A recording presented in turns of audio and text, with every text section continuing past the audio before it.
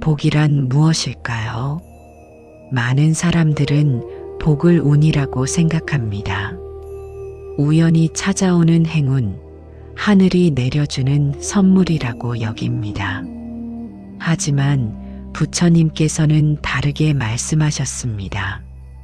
복은 우연이 아니라 스스로 짓는 것이라고요. 마음가짐과 행동으로 만들어가는 것이라고 하셨습니다. 부처님께서 말씀하신 인과의 법칙이 있습니다. 원인이 있으면 반드시 결과가 있다는 가르침입니다. 좋은 원인을 만들면 좋은 결과가 오고 나쁜 원인을 만들면 나쁜 결과가 옵니다. 씨앗을 심으면 열매가 맺히듯이 선한 마음을 심으면 복이 찾아옵니다. 지금 내가 겪는 일들은 과거에 내가 심은 씨앗이 자란 것입니다. 그리고 지금 내가 심는 씨앗은 미래에 열매를 맺을 것입니다. 이것을 이해하면 삶을 대하는 태도가 달라집니다. 불평하기보다는 지금부터 좋은 씨앗을 심으려고 노력하게 됩니다. 복은 외부 조건이 아니라 내면의 평화와 공덕에서 옵니다. 큰 집이나 많은 돈이 복을 보장하지 않습니다. 오히려 마음의 청정함, 절제, 올바른 행동이 진정한 복을 만듭니다. 마음이 편안하면 작은 집에서도 행복합니다. 마음이 불안하면 큰 집에서도 불행합니다. 노년은 마음을 경작할 수 있는 소중한 시간입니다. 젊었을 때는 바빠서 마음을 돌볼 여유가 없었습니다. 하지만 이제는 다릅니다. 시간이 있고 경험이 있고 지혜가 있습니다. 이제야말로 마음을 가꿀 수 있는 때입니다. 마음의 경작이란 무엇일까요? 밭을 경작하듯 마음을 경작하는 것입니다. 밭에 잡초가 자라면 뽑아내고 좋은 씨앗을 심고 물을 주고 가꿉니다. 그러면 가을에 풍성한 수확을 거둡니다. 마음도 마찬가지입니다. 나쁜 생각이 자라면 뽑아내고 좋은 생각을 심고 매일 가꿉니다. 그러면 복이 찾아옵니다. 나쁜 생각이란 무엇일까요? 욕심, 화, 원망, 시기, 교만입니다. 이런 생각들이 마음에 자라면 불행이 찾아옵니다. 관계가 나빠지고 마음이 무거워지고 건강도 나빠집니다. 이런 생각들을 알아차리고 뽑아내야 합니다. 좋은 생각이란 무엇일까요? 감사, 자비, 용서, 베품, 겸손입니다. 이런 생각들이 마음에 자라면 행복이 찾아옵니다.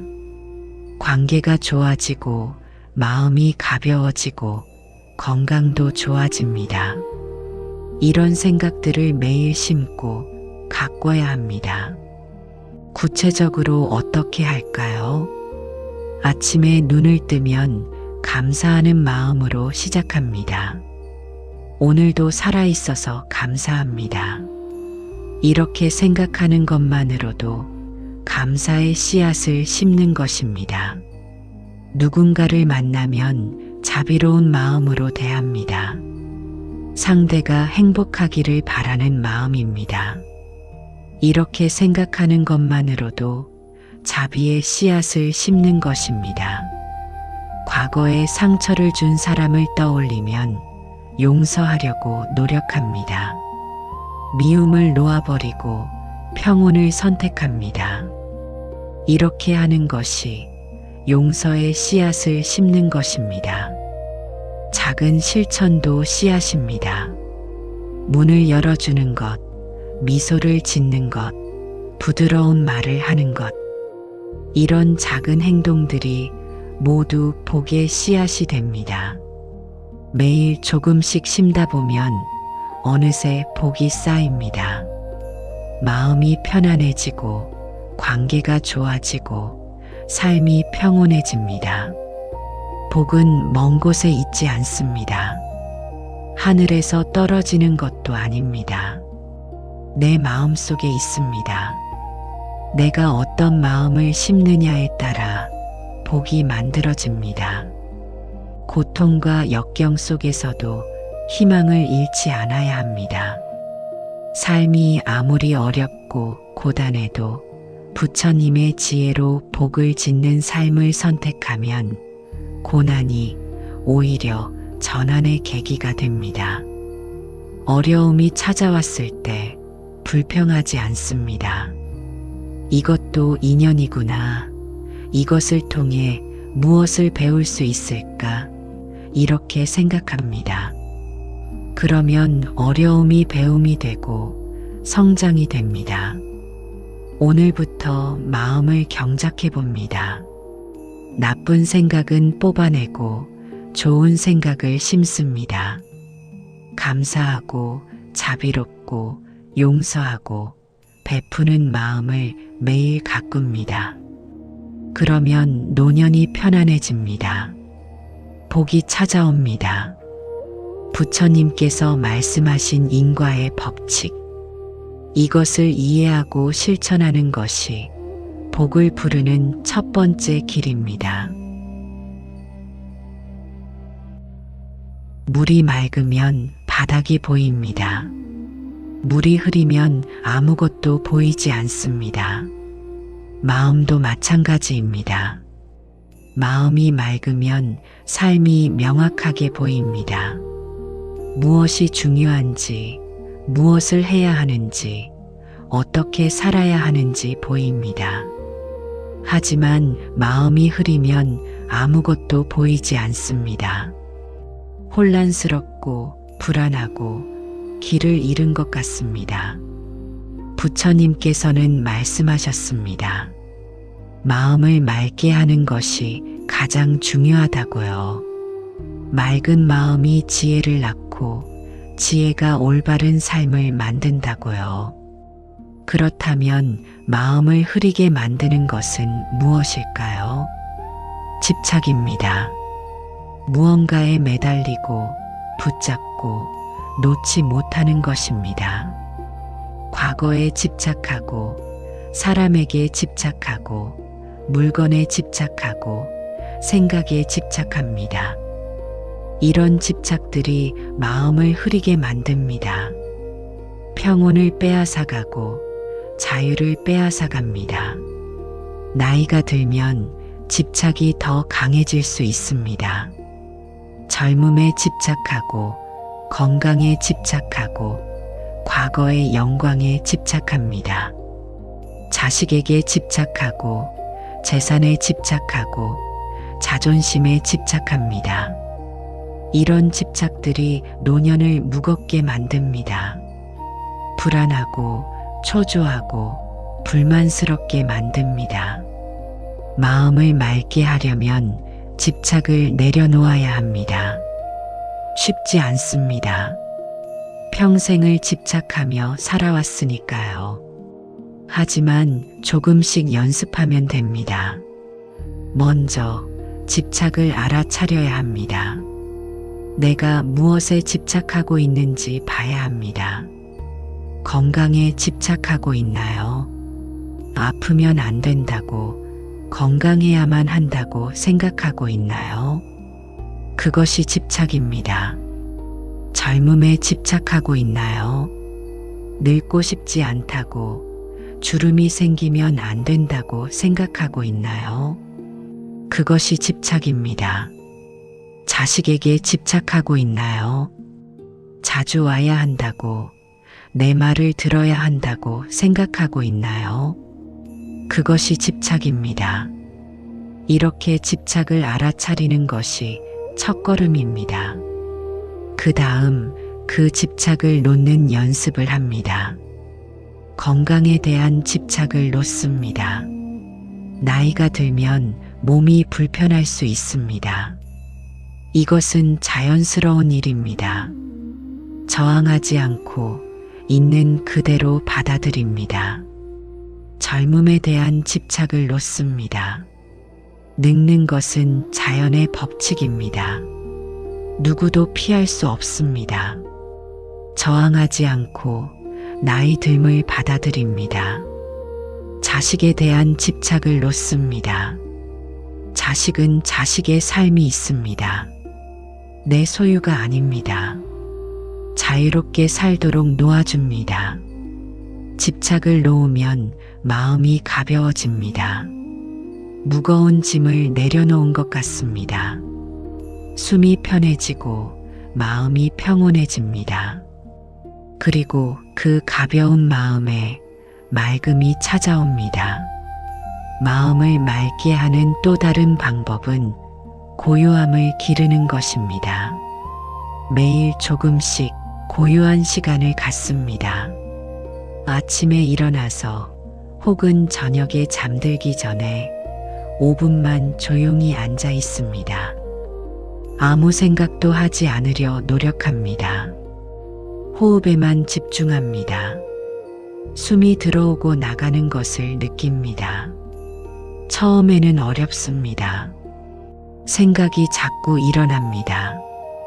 그럴 때마다 다시 호흡으로 돌아옵니다. 이것을 반복합니다. 매일 하다 보면 조금씩 고요해집니다. 마음의 소음이 줄어들고 맑음이 자라납니다. 마음이 맑아지면 삶이 달라집니다. 무엇이 진짜 중요한지 보입니다. 쓸데없는 걱정이 줄어듭니다. 관계가 편안해집니다. 하루하루가 평온합니다. 부처님께서는 말씀하셨습니다. 맑은 마음을 가진 사람은 어디를 가든 평안하다고요. 조건이 좋아서 평안한 것이 아니라 마음이 맑아서 평안한 것입니다.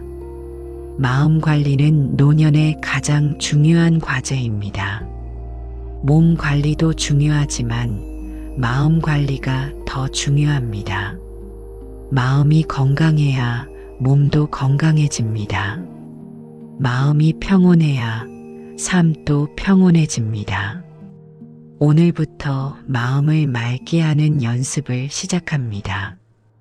집착을 알아차리고 조금씩 놓습니다. 매일 고요한 시간을 갖습니다. 그러면 마음이 맑아지고 삶이 편안해집니다. 이것이 복을 부르는 두 번째 길입니다. 사람 때문에 기쁘기도 하고 사람 때문에 괴롭기도 합니다. 관계는 삶에서 가장 큰 기쁨이자 가장 큰 고통입니다. 특히 나이가 들면 관계의 고통이 더 깊어질 수 있습니다. 자식이 자주 안 찾아오면 서운하고 배우자와 의견이 안 맞으면 답답하고 친구들이 멀어지면 외롭습니다. 부처님께서는 인간관계에 대해 깊은 가르침을 주셨습니다. 모든 만남에는 이유가 있다고 하셨습니다. 업식이라는 개념이 있습니다. 업식은 과거의 쌓인업이 마음속에 저장되어 현재의 관계를 만든다는 뜻입니다. 우연히 만나는 사람은 없습니다. 인연이 있어서 만납니다. 과거에 맺은 인연이 지금 이 관계를 만들었습니다. 좋은 인연도 있고 어려운 인연도 있습니다. 좋은 인연은 서로를 돕고 기쁨을 주고 성장시킵니다. 어려운 인연은 갈등을 만들고 상처를 주고 괴롭힙니다. 하지만 어려운 인연도 의미가 있습니다. 나를 성숙하게 만들고 인내를 배우게 하고 깊이를 주기 때문입니다. 그래서 부처님께서는 말씀하셨습니다. 어려운 사람도 스승이라고요. 그 그 사람을 통해 배울 것이 있다고요. 이런 관점으로 보면 관계의 고통이 줄어듭니다. 왜 이 사람은 나한테 이럴까? 이렇게 원망하지 않게 됩니다.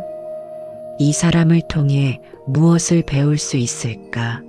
이렇게 생각하게 됩니다. 타인을 이해하는 지혜도 필요합니다. 사람은 저마다 다른 배경과 경험을 가지고 있습니다.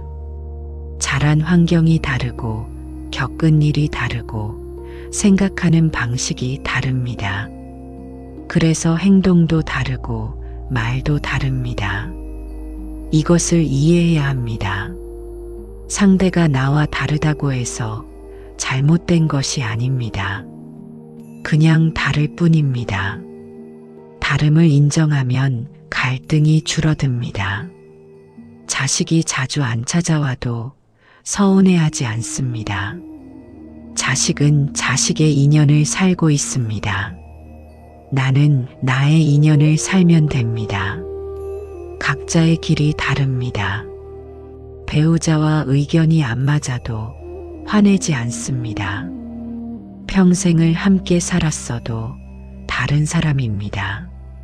생각이 다를 수 있습니다. 다름을 인정합니다.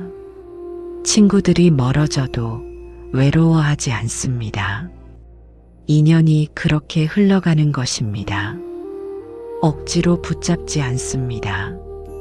가는 사람은 보내고 오는 사람은 반갑게 맞이합니다. 노년의 관계는 적당한 거리가 필요합니다. 너무 가까우면 부담스럽고 너무 멀면 외롭습니다. 적당한 거리를 유지하는 것이 좋습니다. 자식과도 배우자와도 친구와도요. 서로의 공간을 존중하고 간섭하지 않고 각자의 삶을 살도록 합니다. 그러면서도 필요할 때는 곁에 있어줍니다. 이것이 성숙한 관계입니다.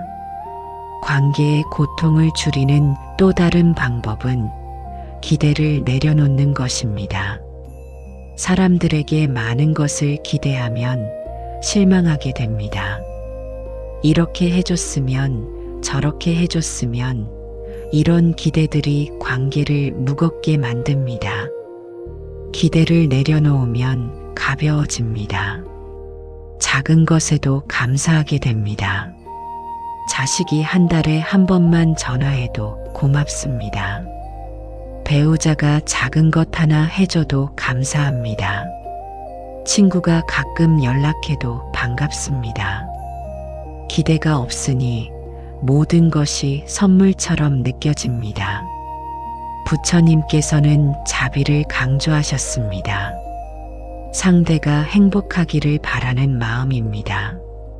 내 기대대로 하지 않아도 상대가 행복하기를 바랍니다. 이런 마음으로 관계를 맺으면 갈등이 줄어듭니다. 상대를 바꾸려 하지 않고 있는 그대로 받아들입니다. 오늘부터 관계를 다르게 봅니다. 모든 만남에는 의미가 있습니다.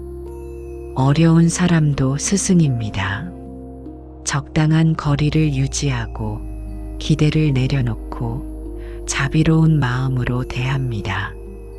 그러면 관계의 고통이 줄어들고 평온이 찾아옵니다. 이것이 복을 부르는 세 번째 길입니다. 손을 꽉 쥐고 있으면 아무것도 받을 수 없습니다. 손을 펴야 새로운 것을 받을 수 있습니다. 베품도 마찬가지입니다. 가진 것을 움켜쥐고 있으면 복이 들어올 공간이 없습니다. 하지만 베풀면 복이 들어올 공간이 생깁니다. 부처님께서는 베풀음을 가장 중요한 실천으로 강조하셨습니다. 베풀음을 보시라고 합니다. 보시는 남을 위한 행동이 곧 내게 돌아오는 공덕입니다. 보시에는 세 가지가 있습니다. 재물을 주는 것, 두려움을 없애주는 것, 가르침을 나누는 것입니다. 재물을 주는 것은 돈이나 물건을 나누는 것입니다. 많이 베풀 필요는 없습니다. 작은 것이라도 진심으로 베풀면 됩니다. 어려운 이웃에게 조금 돕거나 자선단체에 기부하거나 손주에게 용돈을 주는 것도 보시입니다. 두려움을 없애주는 것은 위로와 안정을 주는 것입니다. 누군가 힘들어할 때 곁에 있어주는 것입니다. 말없이 손을 잡아주는 것, 괜찮다고 말해주는 것, 함께 있어주는 것이 보시입니다. 가르침을 나누는 것은 지혜와 경험을 나누는 것입니다. 평생 살아온 지혜를 젊은 사람들에게 전해주는 것입니다. 강요하지 않고 조용히 나누면 됩니다. 작은 친절의 힘은 생각보다 큽니다. 문을 열어주는 것, 미소를 짓는 것, 감사하다고 말하는 것. 이런 작은 행동들이 모두 베품입니다. 작지만 상대의 마음을 따뜻하게 만듭니다. 작은 친절이 모여서 큰 복이 됩니다. 나이가 들어서 베품이 더 필요한 이유가 있습니다. 젊었을 때는 받는 것이 많았습니다. 배우고 경험하고 얻었습니다. 하지만 나이가 들면 주는 것이 더 의미 있습니다. 받을 것은 충분히 받았습니다. 이제는 나눌 때입니다. 가진 것을 나누고 지혜를 나누고 사랑을 나눕니다. 그것이 노년을 의미 있게 만듭니다. 베풀면 복을 부릅니다. 이것은 신비한 일이 아니라 자연의 법칙입니다. 베풀면 마음이 풍요로워집니다. 주는 기쁨을 느낍니다. 그 기쁨이 복입니다. 베풀면 관계가 좋아집니다. 사람들이 감사하고 호의를 베풉니다. 그 좋은 관계가 복입니다. 베풀면 마음이 가벼워집니다. 욕심이 줄어들고 집착이 줄어듭니다. 그 가벼움이 복입니다. 베풀 때 주의할 점이 있습니다. 대가를 바라지 않아야 합니다. 베풀고 나서 고마워하기를 기대하거나 무언가를 돌려받기를 바라면 안 됩니다. 그냥 베풀고 잊어버립니다. 그것이 진정한 베풀입니다. 또한 베풀 때 자랑하지 않아야 합니다. 조용히 겸손하게 베풉니다. 남들이 알아주지 않아도 괜찮습니다. 내 마음이 알고 하늘이 압니다. 부처님께서는 말씀하셨습니다. 베푸는 사람은 더 많이 받는다고요. 이것은 역설처럼 들립니다. 하지만 진리입니다. 베풀면 마음이 풍요로워지고 관계가 좋아지고 복이 돌아옵니다. 오늘부터 작은 베풀물 실천합니다. 미소, 인사, 감사, 칭찬, 경청. 이런 작은 것들부터 시작합니다. 그리고 조금씩 더 많이 베풉니다. 그러면 복이 찾아옵니다. 노년이 풍요로워집니다. 이것이 복을 부르는 네 번째 길입니다. 컵에 물이 가득 차 있으면 더 이상 물을 받을 수 없습니다. 컵을 비워야 새로운 물을 받을 수 있습니다. 마음도 마찬가지입니다. 욕심으로 가득 차 있으면 평안이 들어올 자리가 없습니다. 욕심을 비워야 평안이 채워집니다. 부처님께서는 중도를 강조하셨습니다. 지나치지도 모자라지도 않은 중간의 길입니다. 너무 많이 가지려고 하지도 말고 너무 적게 가지려고 하지도 말라는 것입니다. 적당히 균형 있게 중간을 지키라는 가르침입니다. 중도는 지나친 욕심이 아닌 균형 잡힌 삶의 추구입니다. 하지만 우리는 자주 극단으로 치닫습니다. 더 많이, 끝없이 원합니다. 이것이 욕심입니다.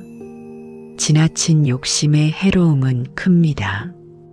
욕심은 끝이 없습니다. 하나를 얻으면 또 다른 것을 원합니다. 100만 원이 있으면 1000만 원을 원하고 1000만 원이 있으면 억을 원합니다. 집 한 채가 있으면 두 채를 원하고 두 채가 있으면 더 큰 집을 원합니다. 이렇게 욕심은 계속 커집니다. 그리고 그 욕심이 우리를 괴롭힙니다. 욕심이 많으면 늘 부족하다고 느낍니다. 많이 가져도 만족하지 못합니다. 불안하고 초조하고 불만스럽습니다. 나이가 들면 욕심을 줄여야 합니다. 젊었을 때는 욕심이 필요했습니다. 무언가를 이루고 가족을 돌보고 미래를 준비해야 했으니까요. 하지만 이제는 다릅니다. 이룰 것은 충분히 이루었습니다. 가질 것은 충분히 가졌습니다. 이제는 비울 때입니다. 욕심을 비우고 집착을 비우고 무거운 것들을 내려놓을 때입니다. 마음의 비움에서 오는 평온함이 있습니다. 비우면 공간이 생기고 그 공간에 평온이 찾아옵니다. 무거운 짐을 내려놓으면 몸이 가벼워지듯이 욕심을 내려놓으면 마음이 가벼워집니다. 가벼운 마음은 평온합니다. 구체적으로 어떻게 욕심을 줄일까요? 첫째, 족함을 아는 것입니다. 지금 가진 것으로 충분하다고 생각하는 것입니다. 더 많은 것을 바라지 않습니다. 있는 것에 감사합니다. 작은 집이지만 따뜻합니다. 많지 않은 돈이지만 생활할 만합니다. 이렇게 생각하면 욕심이 줄어듭니다. 둘째, 비교하지 않는 것입니다. 남과 비교하면 욕심이 생깁니다. 저 사람은 더 많이 가졌는데 나는 왜 이것밖에 없을까요? 이렇게 생각하면 불만이 생깁니다. 하지만 비교를 멈추면 만족이 옵니다. 내 삶은 내 삶대로 의미가 있습니다. 셋째, 단순하게 사는 것입니다. 복잡하면 욕심도 많아집니다. 이것도 필요하고 저것도 필요하고 끊임없이 무언가를 원하게 됩니다. 하지만 단순하게 살면 욕심이 줄어듭니다. 필요한 것만 가지고 필요 없는 것은 버립니다. 생활을 단순하게 만듭니다. 넷째, 나누는 것입니다. 베풀면 욕심이 줄어듭니다. 가진 것을 나누다 보면 더 많이 가지려는 마음이 줄어듭니다. 오히려 나누는 것이 기쁨이 됩니다. 부처님께서는 말씀하셨습니다. 욕심은 불타는 불과 같아서 채워도 채워지지 않는다고요.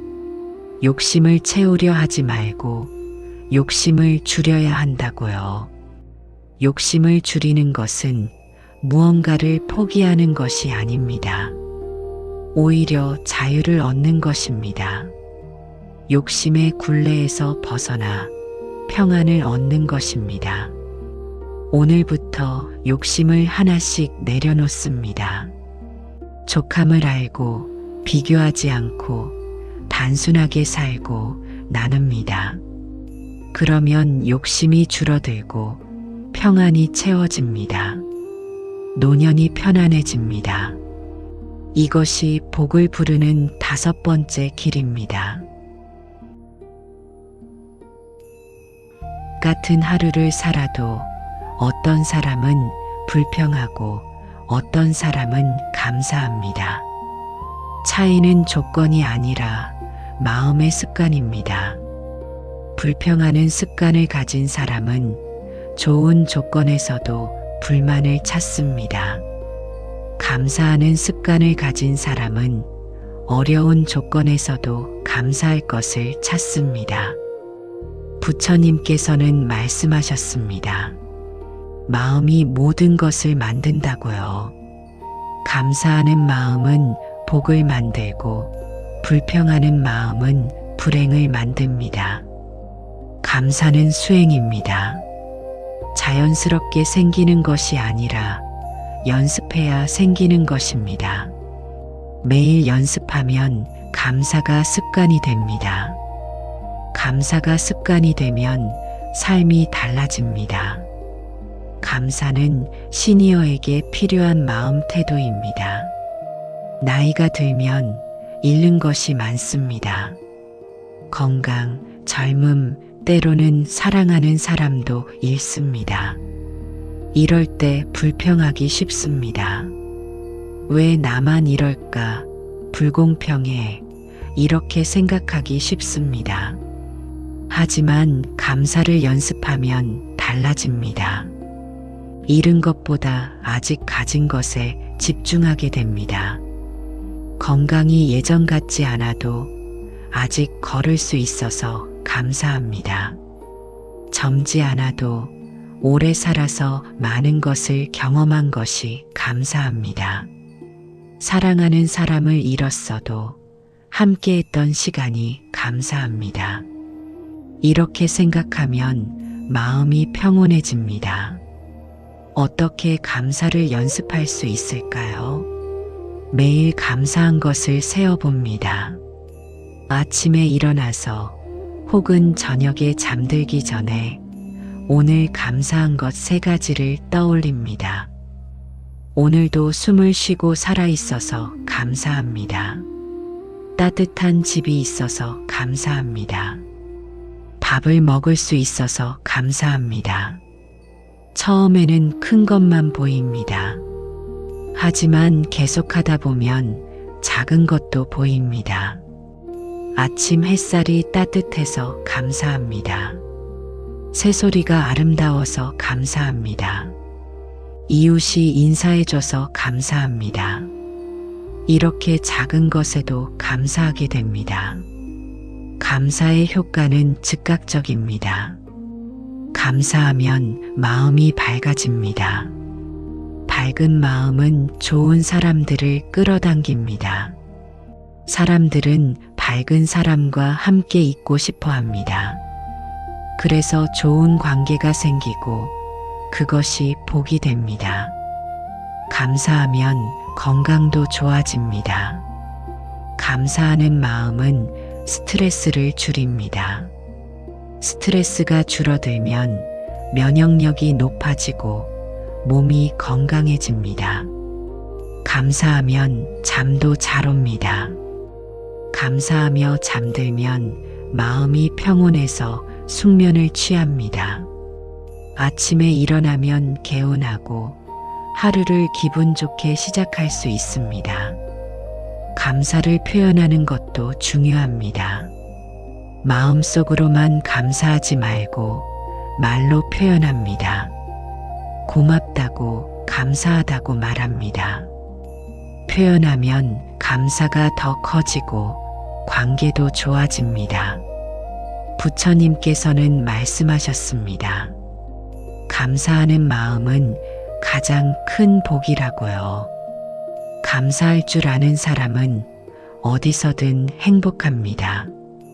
적당함을 아는 지혜, 과욕을 버리는 삶이 감사에서 시작됩니다. 감사하면 지금 가진 것으로 충분하다는 것을 깨닫습니다.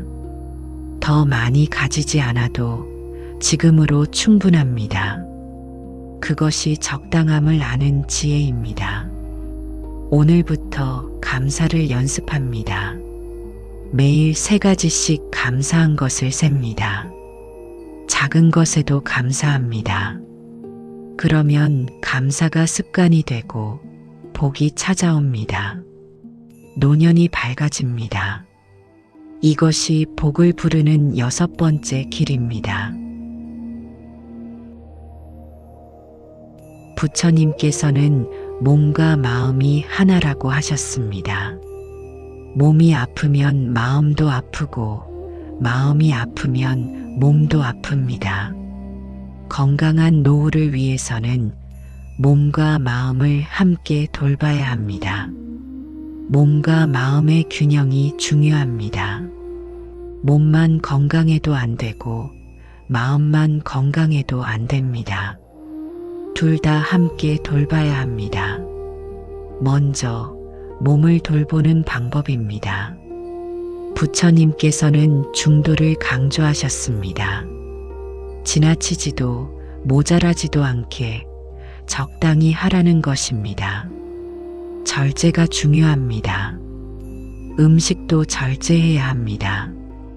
너무 많이 먹으면 몸이 무겁고 너무 적게 먹으면 기력이 없습니다. 배가 8활 차면 수저를 놓는 것이 좋습니다. 특히 저녁은 가볍게 먹어야 합니다. 저녁을 많이 먹으면 소화가 안 되어 잠을 설칩니다. 식습관도 중요합니다. 규칙적으로 먹어야 합니다. 아침, 점심, 저녁을 정해진 시간에 먹으면 몸이 리듬을 잡습니다. 신선한 음식을 먹어야 합니다. 채소와 과일을 충분히 먹고 가공식품은 줄입니다. 술은 피하는 것이 좋습니다. 술은 판단력을 흐리게 하고 몸을 해칩니다. 특히 나이가 들면 간 기능이 약해져서 술이 더 해롭습니다. 휴식도 중요합니다. 충분히 자고 피곤하면 쉬어야 합니다. 나이가 들면 회복하는데 시간이 더 걸립니다. 무리하지 말고 몸이 원하는 대로 쉬어주어야 합니다. 걷기와 활동하는 삶이 건강을 지킵니다. 가만히 있으면 몸이 굳습니다. 매일 조금씩 걸어야 합니다. 30분 정도 산책하는 것이 좋습니다. 무리하지 않고 천천히 꾸준히 걷습니다. 걷다 보면 생각도 정리되고 마음도 평온해집니다. 집안일도 좋은 운동입니다. 청소하고 빨래하고 요리하는 것이 모두 몸을 움직이는 것입니다. 정원을 가꾸는 것도 좋습니다. 흙을 만지고 물을 주고 식물이 자라는 것을 보면 마음이 평온해집니다. 다음으로 마음을 돌보는 방법입니다. 부처님께서는 마음을 지키라고 하셨습니다. 나쁜 생각이 들어오지 못하게 하고 좋은 생각을 키우라고 하셨습니다. 나쁜 생각이란 욕심, 화, 원망, 시기입니다. 이런 생각이 들면 알아차리고 내보냅니다. 아, 지금 내가 욕심을 내고 있구나요. 이렇게 알아차리고 놓아버립니다. 좋은 생각이란 감사, 자비, 용서, 기쁨입니다. 이런 생각을 의식적으로 키웁니다. 매일 감사한 것을 세고 자비로운 마음을 내고 용서를 연습합니다. 명상도 도움이 됩니다. 매일 조금씩 조용히 앉아서 호흡에 집중합니다. 생각을 비우고 마음을 고요하게 만듭니다. 처음에는 5분만 해도 좋습니다. 익숙해지면 조금씩 늘립니다. 명상은 마음을 맑게 하고 스트레스를 줄이고 평온을 줍니다. 사람들과의 관계도 마음 건강에 중요합니다. 좋은 사람들과 시간을 보내야 합니다. 긍정적이고 따뜻하고 이해심 많은 사람들이 좋습니다. 부정적이고 불평 많고 비난하는 사람들은 피하는 것이 좋습니다. 혼자 있는 시간도 필요합니다. 조용히 혼자 있으면서 마음을 돌아보고 휴식을 취합니다. 너무 많은 사람을 만나면 피곤합니다. 적당히 균형 있게 관계를 유지합니다. 의미 있는 활동도 중요합니다. 하루를 의미 있게 보내야 마음이 건강합니다. 취미를 즐기거나 봉사를 하거나 무언가를 배우는 것이 좋습니다. 무료하게 하루를 보내면 마음이 우울해집니다. 작은 것이라도 의미 있는 활동을 하면 마음이 밝아집니다. 부처님께서는 말씀하셨습니다. 몸과 마음은 함께 가꿔야 한다고요. 오늘부터 몸과 마음을 함께 돌봅니다. 절제하고 잘 먹고 충분히 자고 꾸준히 걷습니다. 나쁜 생각을 내보내고 좋은 생각을 키우고 명상을 합니다. 그러면 건강한 노후를 누릴 수 있습니다. 이것이 복을 부르는 7번째 길입니다. 평생을 남을 위해 살아왔습니다. 자식을 위해, 배우자를 위해, 부모를 위해, 직장을 위해 살았습니다. 내 욕구는 뒤로 미루고 남의 필요를 먼저 챙겼습니다. 그것이 옳은 일이라고 생각했습니다. 하지만 이제는 달라져야 합니다. 나이가 들면 나를 먼저 돌봐야 합니다. 이것은 이기적인 것이 아닙니다. 오히려 지혜로운 것입니다. 부처님께서는 말씀하셨습니다. 자기 자신을 먼저 잘 돌봐야 남도 도울 수 있다고요. 내가 지쳐 있으면 남을 도울 힘이 없습니다. 내가 불행하면 남을 행복하게 할 수 없습니다. 내가 먼저 건강하고 평온하고 행복해야 남에게도 좋은 영향을 줄 수 있습니다. 자기 돌봄은 노년의 중요한 과제입니다. 나를 돌본다는 것은 무엇일까요? 먼저 내 감정을 살피는 것입니다. 지금 내가 어떤 감정을 느끼는지 알아차립니다. 피곤한가요? 화가 났나요? 슬픈가요? 외로운가요? 이런 감정들을 무시하지 않고 인정합니다. 그리고 그 감정을 돌봐줍니다. 피곤하면 쉬고, 화가 나면 깊게 숨 쉬고, 슬프면 울어도 됩니다. 외로우면 누군가에게 연락하거나 밖에 나가 사람들을 만납니다. 마음 에너지 관리도 중요합니다. 마음의 에너지는 한정되어 있습니다. 무한하지 않습니다. 소중하게 써야 합니다. 둘째, 내 욕구를 존중하는 것입니다. 하고 싶은 것, 하기 싫은 것을 명확히 합니다. 하기 싫은 것을 억지로 하지 않습니다.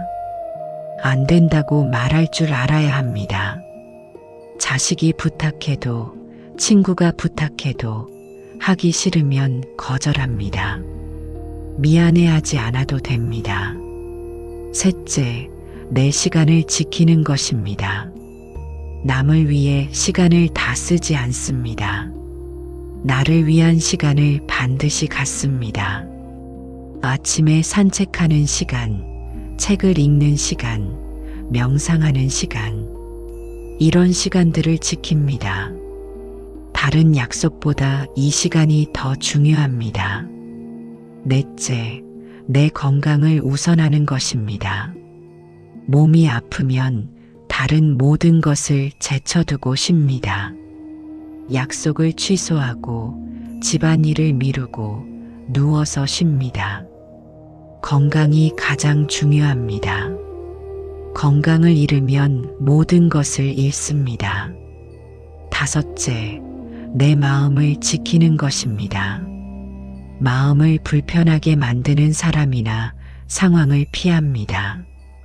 부정적인 사람, 불평 많은 사람, 비난하는 사람을 멀리합니다. 불편한 모임은 가지 않습니다. 내 마음의 평온이 가장 중요합니다. 삶의 중심을 나에게 두는 법을 배워야 합니다. 평생을 남이 중심이었습니다. 자식이 중심이었고, 배우자가 중심이었고, 부모가 중심이었습니다. 하지만 이제는 내가 중심이 되어야 합니다. 나를 돌보는 것에 죄책감을 느낄 필요가 없습니다. 평생을 남을 위해 살았습니다. 이제는 나를 위해 살 권리가 있습니다. 나를 소중히 여기는 것은 나를 사랑하는 것입니다. 나를 사랑해야 남도 사랑할 수 있습니다. 부처님께서는 말씀하셨습니다. 자기 자신이 삶의 중심이 되어야 한다고요. 남이 중심이 되면 흔들립니다. 남의 기분에 따라, 남의 평가에 따라 흔들립니다. 하지만 내가 중심이 되면 흔들리지 않습니다. 내 가치는 내가 정합니다. 오늘부터 나를 먼저 돌봅니다. 내 감정을 살피고 내 욕구를 존중하고 내 시간을 지킵니다. 내 건강을 우선하고 내 마음을 지킵니다. 그것이 진정한 복입니다. 이것이 복을 부르는 8번째 길입니다. 집을 오래 살다 보면 필요 없는 물건이 쌓입니다. 오래된 옷, 쓰지 않는 그릇, 고장난 물건들이 쌓여서 공간을 차지합니다. 이것들을 정리하면 집이 깨끗해지고 공간이 생깁니다. 마음도 마찬가지입니다. 평생을 살다 보면 필요 없는 기억과 감정이 쌓입니다. 후회, 원망, 상처, 트라우마가 쌓여서 마음을 무겁게 만듭니다. 이것들을 정리하면 마음이 가벼워지고 평온이 찾아옵니다. 마음의 집 청소하기가 필요합니다. 부처님께서는 말씀하셨습니다. 과거에 묶이지 말라고요. 과거는 이미 지나갔습니다. 아무리 붙잡으려 해도 돌아오지 않습니다. 과거에 집착하면 현재를 놓치게 됩니다. 마음의 정리, 첫 번째는 과거 후의 정리입니다. 그때 그렇게 하지 말걸, 그때 이렇게 했으면 좋았을 텐데. 이런 후회들이 마음속에 쌓여 있습니다. 하지만 후회는 소용이 없습니다. 과거는 바꿀 수 없습니다. 후회를 인정합니다. 그래, 나는 그때 그렇게 했어요. 실수했어요. 잘못된 선택을 했어요. 이것을 인정합니다. 그리고 용서합니다. 나 자신을 용서합니다. 완벽한 사람은 없습니다. 누구나 실수하고 잘못된 선택을 합니다.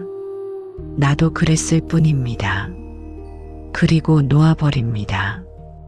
그 후회를, 그 과거를 놓아버립니다. 더 이상 되새기지 않습니다. 두 번째는 원망을 정리하는 것입니다. 누군가에게 받은 상처, 부당한 대우, 배신, 이런 일들에 대한 원망이 마음속에 쌓여 있습니다. 원망은 나를 괴롭힙니다. 상대를 벌주는 것이 아니라 나를 벌주는 것입니다. 원망을 인정합니다. 그래, 나는 상처받았어요. 원망스러워요. 이것을 인정합니다. 그리고 이해하려 노력합니다. 상대에게도 사정이 있었을 것입니다. 일부러 나를 해치려 한 것이 아닐 수도 있습니다. 그 사람도 불완전한 인간이었을 뿐입니다. 그리고 용서합니다. 용서는 상대를 위한 것이 아니라 나를 위한 것입니다. 용서해야 원망에서 벗어날 수 있습니다. 세 번째는 트라우마 내려놓기입니다. 평생 동안 겪은 고통스러운 경험들이 있습니다. 사고, 질병, 상실, 배신. 이런 경험들이 트라우마로 남아있을 수 있습니다. 트라우마는 혼자 정리하기 어려울 수 있습니다. 필요하다면 전문가의 도움을 받는 것이 좋습니다. 상담사나 치료사와 이야기하면서 천천히 치유할 수 있습니다. 혼자 할 수 있는 것은 그 경험을 다르게 보는 것입니다. 그 경험이 나를 망가뜨린 것이 아니라 나를 강하게 만든 것이라고 생각합니다. 그 고통을 견뎌낸 나 자신을 자랑스러워합니다. 마음의 집을 청소하는 것은 한 번에 되지 않습니다. 시간이 걸립니다. 조금씩, 천천히, 하나씩 정리합니다. 오늘은 하나의 후회를 놓아버리고 내일은 하나의 원망을 용서합니다. 모레는 하나의 상처를 치유합니다. 이렇게 조금씩 정리하다 보면 어느새 마음이 깨끗해집니다. 공간이 생기고 평온이 찾아옵니다. 부처님께서는 말씀하셨습니다. 과거를 놓아버리고 현재를 살라고요. 과거는 이미 지나갔고 미래는 아직 오지 않았습니다. 우리가 살 수 있는 것은 오직 지금뿐입니다. 고난 속에서도 희망과 회복이 가능합니다. 절망 속에서도 스스로 복을 만들 수 있습니다. 마음을 정리하면 과거의 고통에서 벗어날 수 있습니다. 새로운 시작이 가능합니다. 오늘부터 마음을 정리합니다. 후회를 놓고 원망을 용서하고 트라우마를 치유합니다. 조금씩, 천천히, 하나씩 정리합니다. 그러면 마음이 가벼워지고 행복한 노년을 맞이할 수 있습니다. 이것이 복을 부르는 9번째 길입니다. 부처님께서는 무상을 말씀하셨습니다. 모든 것은 변한다는 가르침입니다. 영원한 것은 없습니다. 태어났다가 죽고, 만났다가 헤어지고, 얻었다가 잃습니다. 계절이 바뀌고, 꽃이 피고 지고, 해가 뜨고 집니다. 모든 것이 끊임없이 변합니다. 이것을 이해하면 삶을 대하는 태도가 달라집니다. 지금 이 순간이 얼마나 소중한지 깨닫게 됩니다. 순간의 소중함을 아는 것이 중요합니다. 노년은 특히 무상을 느끼는 시기입니다. 친구들이 하나둘 세상을 떠나고 몸도 예전 같지 않고 시간이 빠르게 지나갑니다. 젊었을 때는 시간이 무한한 것처럼 느껴졌습니다. 하지만 나이가 들면 시간이 한정되어 있다는 것을 깨닫습니다. 이것은 슬픈 일일까요? 아닙니다. 오히려 축복입니다. 시간이 한정되어 있다는 것을 알면 지금을 더 소중히 여기게 됩니다. 미루지 않습니다. 나중에 하겠다고 하지 않습니다. 지금 이 순간을 살아갑니다. 하고 싶은 일이 있으면 지금 합니다. 만나고 싶은 사람이 있으면 지금 만납니다. 전화하고 싶으면 지금 전화합니다. 사랑한다고 말하고 싶으면 지금 말합니다. 나중은 없을 수도 있습니다. 지금이 마지막일 수도 있습니다. 그래서 지금이 소중합니다. 지금 이 순간을 사는 것은 과거와 미래에서 벗어나는 것입니다. 과거를 후회하지 않고 미래를 걱정하지 않습니다. 오직 지금 이 순간에만 집중합니다. 밥을 먹을 때는 밥맛에 집중합니다. TV를 보지 않고 스마트폰을 보지 않고 오직 밥맛만 느낍니다. 따뜻한 밥, 구수한 국, 아삭한 김치. 이것들을 천천히 감사하며 느낍니다. 산책을 할 때는 걷는 것에 집중합니다. 다른 생각을 하지 않고 오직 걷는 것만 느낍니다. 발이 땅에 닿는 느낌, 바람이 스치는 느낌, 햇살의 따뜻함. 이것들을 온전히 느낍니다. 누군가와 대화할 때는 상대에게 집중합니다. 다른 생각을 하지 않고 오직 상대의 말에만 집중합니다. 상대의 표정, 목소리, 감정을 느낍니다. 진심으로 경청합니다. 이렇게 지금 이 순간에 집중하면 삶이 풍요로워집니다. 같은 하루를 살아도 훨씬 깊이 있게 살 수 있습니다. 작은 것에서 큰 기쁨을 느낄 수 있습니다. 남은 삶을 밝히는 부처님 지혜가 여기에 있습니다. 과거에 얽매이지 말고 미래를 걱정하지 말고 지금 이 순간을 살라는 가르침입니다. 부처님께서는 말씀하셨습니다. 과거도 미래도 아닌 지금 이 순간이 생명이라고요. 지금 이 순간을 놓치면 생명을 놓치는 것이라고요. 지금 이 순간을 사는 사람에게 복이 머뭅니다.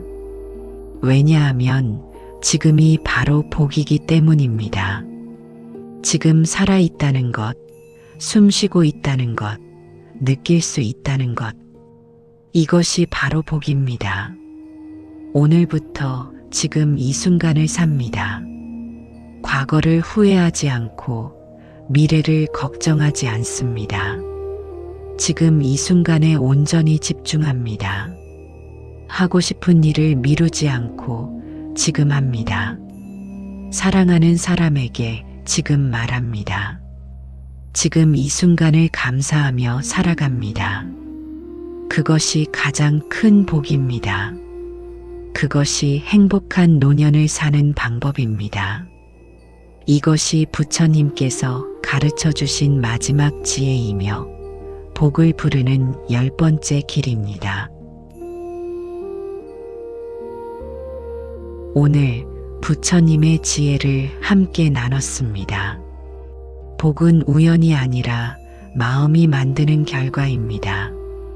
마음을 맑게 하고 관계를 지혜롭게 맺고 베풀고 욕심을 줄이고 감사합니다.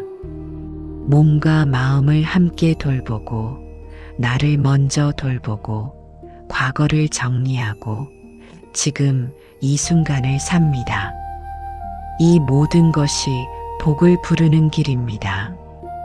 복은 남이 주는 것이 아니라 스스로 짓고 누리는 것입니다. 마음가짐과 습관과 행동을 통해 스스로 쌓아가는 것입니다. 절대적 복은 내면의 평화와 공덕에서 옵니다. 외적 요인이 아니라 마음의 청정함, 절제, 올바른 행동에서 출발합니다. 고통과 역경 속에서도 희망을 잃지 않아야 합니다. 부처님의 지혜로 복을 짓는 삶을 선택하면 고난이 오히려 전환의 계기가 됩니다. 이 가르침은 종교적 신념을 넘어서 누구에게나 적용 가능한 삶의 지혜입니다. 하루아침에 바뀌지는 않을 것입니다. 조금씩 천천히 꾸준히 실천하면 됩니다. 그러면 어느새 삶이 달라져 있을 것입니다. 마음이 평온해지고 관계가 좋아지고 건강해지고 행복해질 것입니다. 부처님의 지혜가 마음의 등불이 되기를 바랍니다. 편안하고 평온하고 행복한 노후를 보내시길 바랍니다. 고맙습니다.